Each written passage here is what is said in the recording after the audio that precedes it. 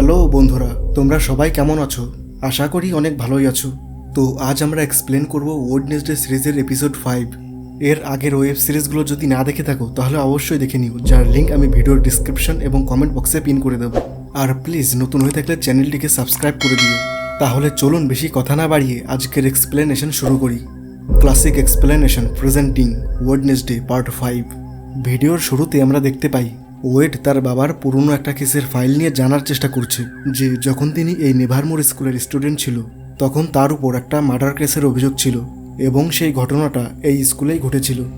আর এই জন্য ওয়েড জানতে চাই যে 32 বছর আগে সেদিন ঝড় বৃষ্টির রাতে আসলে হয়েছিলটা কি।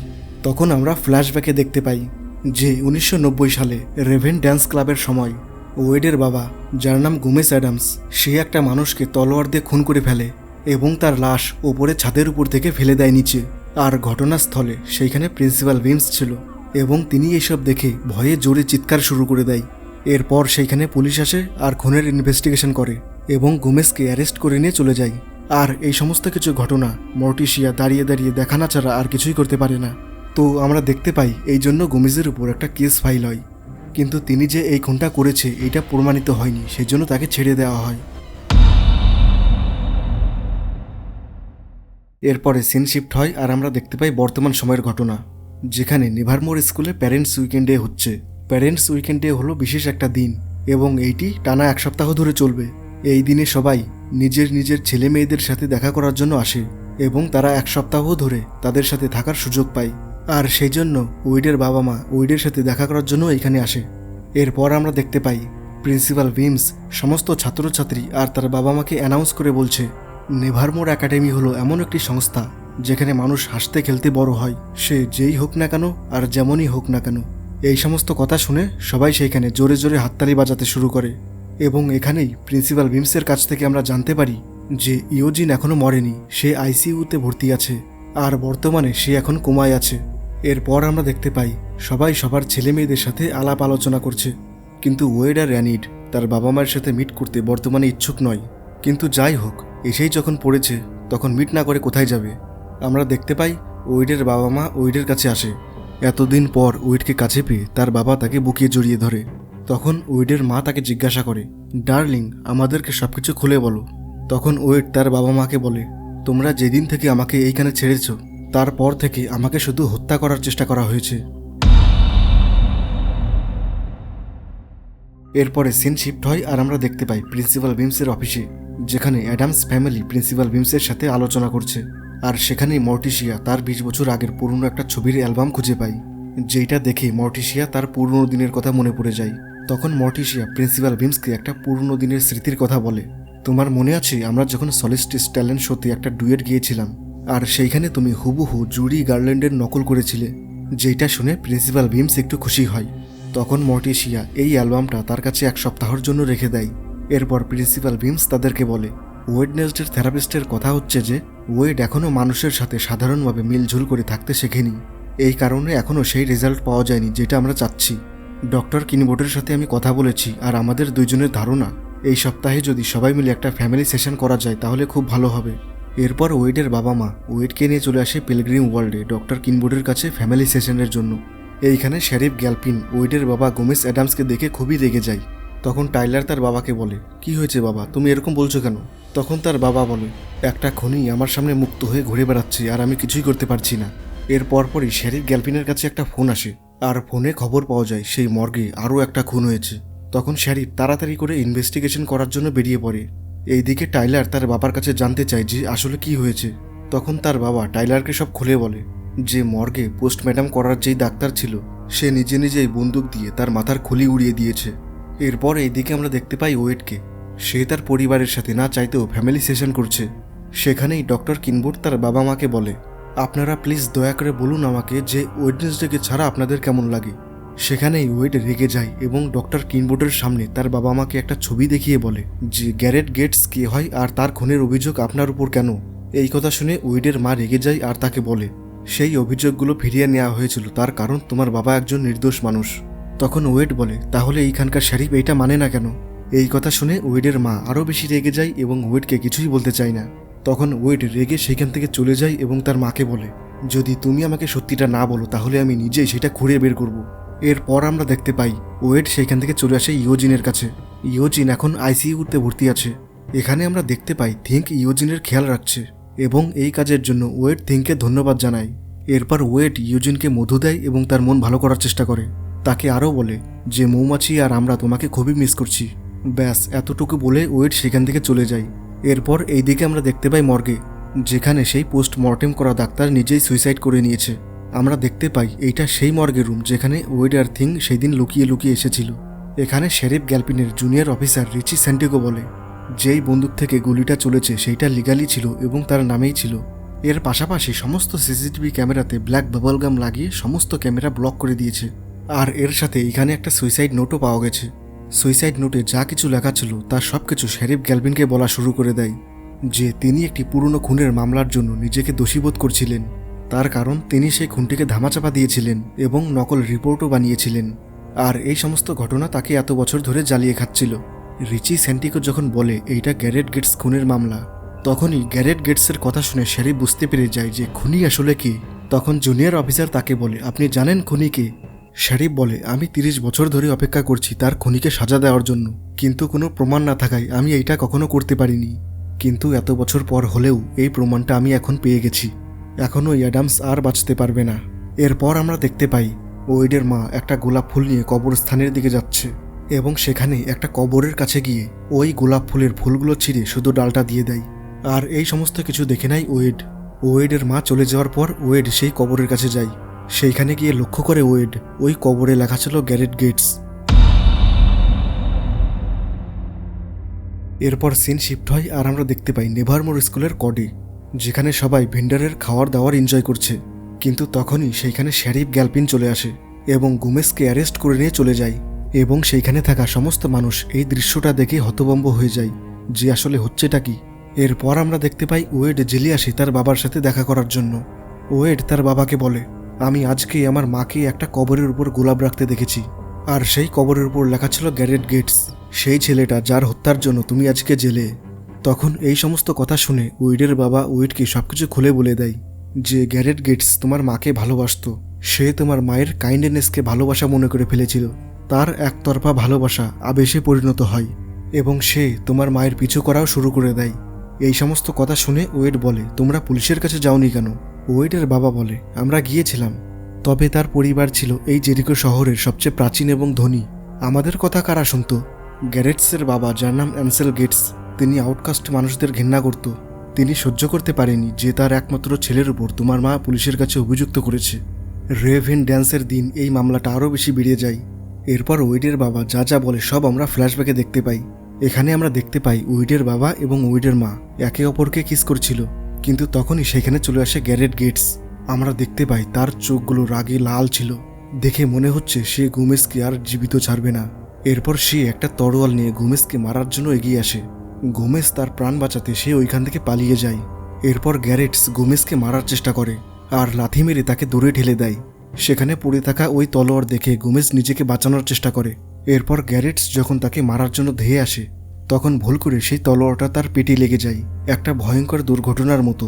এরপর গোমেজ যখন তলোয়ারটা টান দেয় তখন সে উপর থেকে নিচে পড়ে যায় এবং নিচে প্রিন্সিপাল ভিমস এই দৃশ্যটা দেখে ভয়ে চিৎকার করতে শুরু করে।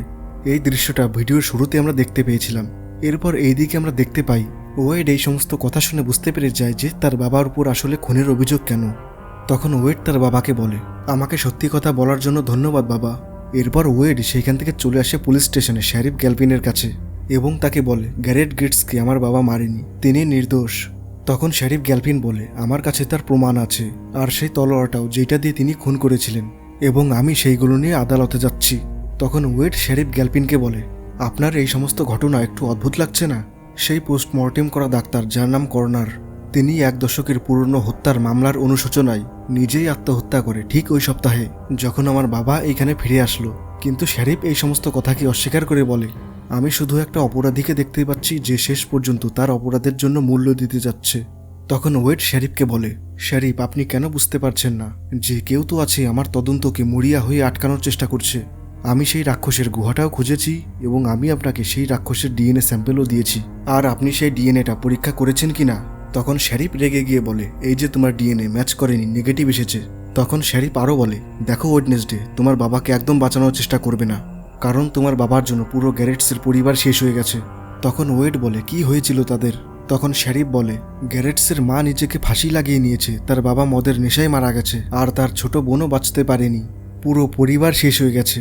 সেই জন্য তোমার বাবা শুধু গ্যারেটস না, তার পরিবারের সমস্ত মানুষের মৃত্যুর জন্য দায়ী। এরপর সিন শিফট হয় আর আমরা দেখতে পাই অ্যানিড এবং তার মা বাবাকে। তারা সবাই একটা মাঠে বসে ক্যাম্পিং করছিল এবং সেইখানে আরও অনেক মানুষ ছিল। তখন অ্যানিডের মা অ্যানিডকে একটা সামার ক্যাম্পের ব্রোশার দিয়ে বলে, আমরা তোমার ভালো চাই অ্যানিড। অ্যানিড যখন সেই ব্রোশারটা খোলে তখন বুঝতে পেরে যায় এটা কিসের ক্যাম্প। তখন সে তার মা বাবাকে বলে, এইসব কি মা? তখন তার মা বলে, এইটা একটা ব্রোশার সামার ক্যাম্পের জন্য, এইটা কোনো মামুলি সামার ক্যাম্প না মা, লাইকান থেরাপি কনভারসেশন ক্যাম্প। তোমরা আমাকে ওয়্যারউলফে পরিবর্তন করার থেরাপিতে পাঠাতে চাও? তখন তার মা অ্যানিডকে বোঝানোর চেষ্টা করে যে এই থেরাপির জন্য তোমার কাজিন লুসিলের অনেক ফায়দা হয়েছিল। সে 1 সপ্তাহ থেরাপিতে যাওয়ার পর চাঁদকে দেখতেই সে উলফের মতন আওয়াজ করা শুরু করে দিয়েছিল। এটাই তো আমরা চাই। দেখো অ্যানিড, তুমি কি চাও না যে তুমিও ওয়্যারউলফ হয়ে আমাদের মতো নর্মাল হয়ে যাও? এই সমস্ত কথা শোনার পর অ্যানিড সেইখান থেকে রেগে চলে যায়। এরপর এইদিকে আমরা দেখতে পাই ওয়েড আর তার ভাই পাক্সলিকে। আমরা দেখতে পাই পাক্সলি একটা পুকুর পাড়ে মন খারাপ করে বসে আছে। ওয়েড যখন তার কাছে আসে তখন তার ভাই তাকে বলে, ওয়েড, আমি আমার বাবাকে খুবই মিস করছি। তখন ওয়েড তাকে বলে, ওনার কিচ্ছু হবে না, উনি নির্দোষ মানুষ। তখন তার ভাই আরও মন খারাপ করে বলে যে যদি কেউ আসল খুনিকে খুঁজে বের করতে পারে তাহলে সেটা তুমি ওয়েডনেসডে। তাদেরকে তোমাকে খুঁজে বের করতে হবে আর আমাদের বাবাকে বাঁচাতে হবে। তার ভাইয়ের এই সমস্ত কথা শুনে ওয়েডও সেখানে ইমোশনাল হয়ে পড়ে। এরপর সে তার ভাইকে জিজ্ঞাসা করে যে মা কোথায়। তখন তার ভাই বলে তিনি একলা থাকতে চান, যেখানে কেউ তাকে খুঁজে বের করতে পারবে না। এই কথা শুনে ওয়েড বুঝতে পেরে যায় যে তার মা কোথায়। তখন ওয়েড সেইখান থেকে সোজা চলে আসে নাইটশেডের লাইব্রেরিতে। সেইখানে আমরা ওয়েডের মাকেও দেখতে পাই। তখন তার মা ওয়েডকে বলে, আমি জানি তুমি এইখানে কি জন্য এসেছো। তখন ওয়েড বলে, আমার বাবা গ্যারেট গেটসকে মেরেছিল না, তাই না? তখন ওয়েডের মা শেষমেশ ওয়েডকে সবকিছু পরিষ্কারভাবে বলে দেয় এবং যা যা বলে সেগুলো সব আমরা ফ্ল্যাশব্যাকে দেখতে পাই যে গ্যারেট গেটস গোমেজকে মারার চেষ্টা করছে এবং মর্টিশিয়া কিছু না করতে পেরে দাঁড়িয়ে দাঁড়িয়ে দেখছে। মর্টিশিয়া ওয়েডকে আরও বলে, তার সেই চেহারা আমার আজও মনে আছে, তার মুখ থেকে ফেনা বের হচ্ছিল আর আমার মনে হচ্ছিল আমি একটা উন্মত্ত জন্তুর চোখের দিকে তাকিয়ে আছি। এরপর আমরা দেখতে পাই গোমেজ আর গ্যারেটস মারামারি করার সময় গোমেজ তাকে একটা দেয়ালে জোরে করে ধাক্কা দেয়। এরপর গ্যারেটস রেগে গোমেজকে বাজেভাবে মারতে শুরু করে। এরপর গ্যারেটস যখন গোমেজকে মারার জন্য ধেয়ে আসে তখন মর্টিশিয়া গোমেজকে বাঁচাতে যায় এবং বাঁচাতে গিয়ে ভুল করে তার হাতে খুনটা হয়ে যায়। এরপর আমরা দেখতে পাই গোমেজ তার প্রেমিকাকে বাঁচাতে গিয়ে সেই খুনের দোষ নিজের ঘাড়ে নিয়ে নেয়। এই সমস্ত কাহিনী যা এতদিন জানার চেষ্টা করছিল ওয়েড, তা সব কিছু খুলে বলে দেয় তার মা। এই সমস্ত ঘটনা শুনে ওয়েড একটু দিমাগ লাগিয়ে বলে, গ্যারেটসের মুখ দিয়ে ফেনা বেরোচ্ছিল তাই না, আর তার চোখ জানোয়ারের মতন ছিল। তখন তার মা বলে, আমি জীবনে কখনো ওরকম রাগ দেখিনি। তখন ওয়েড বলে, আসলে সেইটা কোনো রাগ ছিলই না, মুখ থেকে ফেনা বেরোনো, চোখ দুটো টকটকে লাল আর মানসিক ভ্রম, এই সমস্ত কিছু কিসের লক্ষণ মা? তখন তার মা বুঝতে পেরে যায় যে গ্যারেটসের মৃত্যু সেই তলোয়ারের জন্য হয়নি, অন্য কোনো কারণে হয়েছিল। তখন তার মা ওয়েডকে বলে, কিন্তু এখন আমরা কিভাবে খুঁজব? তখন ওয়েড একটু মুচকি হাসির সাথে বলে, খুঁজে বের করার একটাই রাস্তা আছে, আর সেইটা হলো গ্যারেটসের লাশ। এরপর আমরা দেখতে পাই রাতের বেলা, যেখানে ওয়েড আর ওয়েডের মা গ্যারেট গেটসের কবর খুঁড়ে তার লাশ বের করার চেষ্টা করছে, যে গ্যারেট গেটসের মৃত্যুটা আসলে কিভাবে হয়েছিল সেইটা জানার জন্য। কিন্তু তখনই সেইখানে শেরিফের টিম চলে আসে এবং তাদের দুজনকে অ্যারেস্ট করে নেয়, আর এই কাজের জন্য তাদের দুজনকে 1 রাতের জন্য জেলে ঢুকিয়ে দেয়। তখন জেলের ভিতর ওয়েড তার মাকে গ্যারেট গেটসের সেই কাটা আঙুল দেখিয়ে বলে, গ্যারেট গেটসের নাইটশেডের বিষের কারণে মৃত্যু হয়েছে, তোমার সেই তলোয়ারের কারণে নয়। তার কারণ নরম মাংস এখনও লেগে আছে এবং নীল রঙের বর্ণ এটার প্রমাণ। এই সমস্ত সত্য ঘটনা জানার পর ওয়েডের বাবা আর তার মা রীতিমতো চমকে যায়।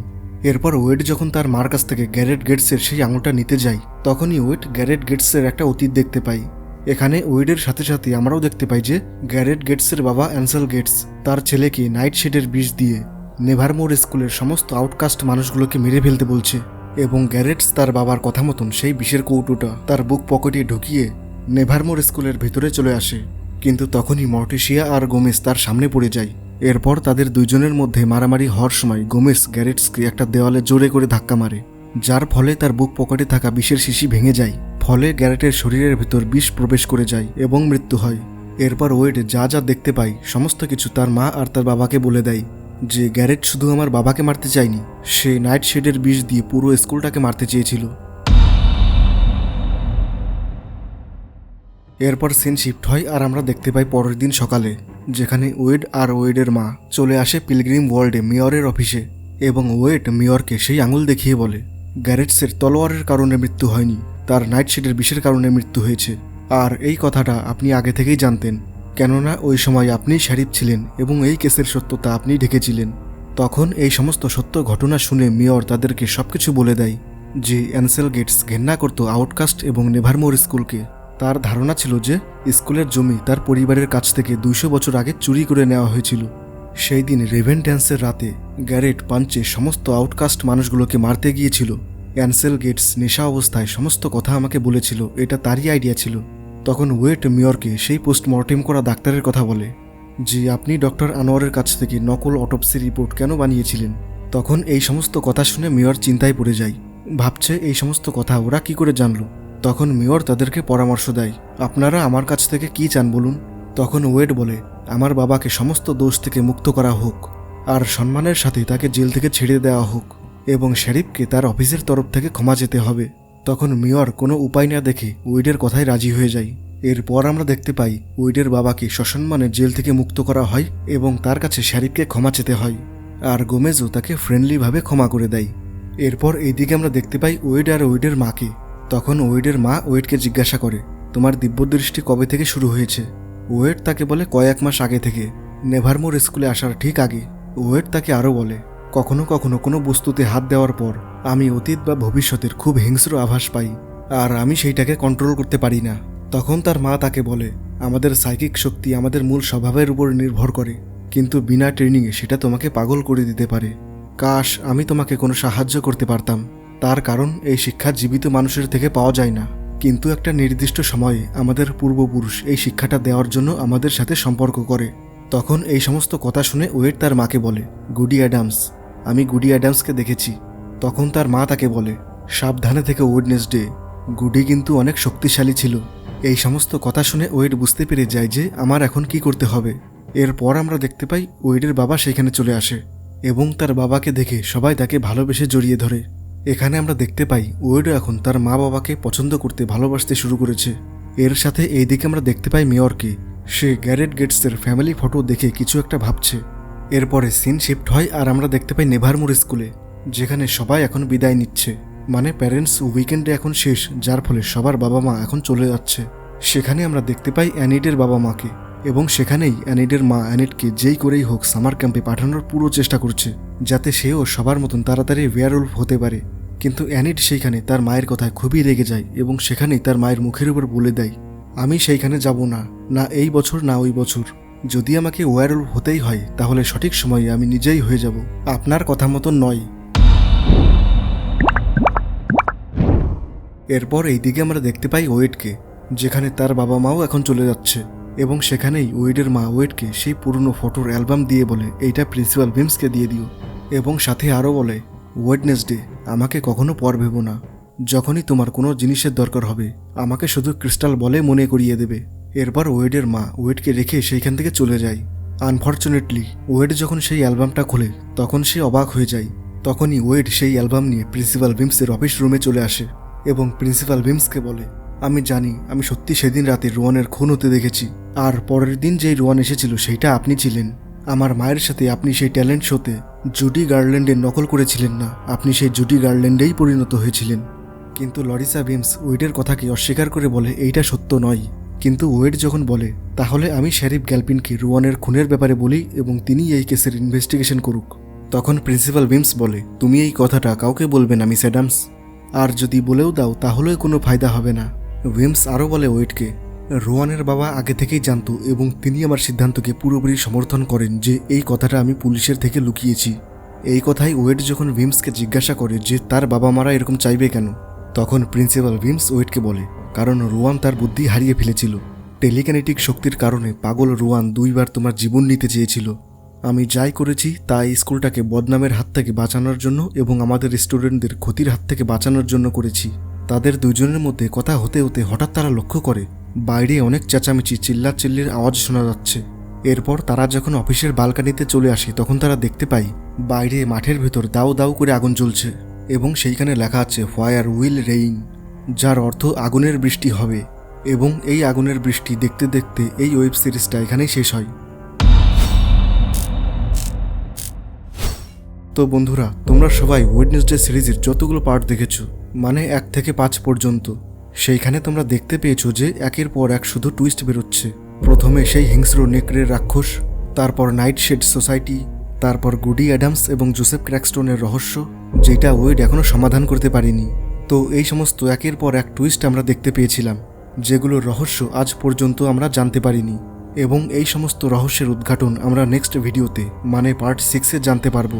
পার্ট 6ও খুব শীঘ্রই আমার চ্যানেলে আসতে চলেছে, তো সেইটা দেখার জন্য চ্যানেলটিকে অবশ্যই সাবস্ক্রাইব করে রেখো। তো বন্ধুরা, আমার নাম রাহুল, দেখা হচ্ছে পরবর্তী ভিডিওতে। এখনকার মতন টাটা।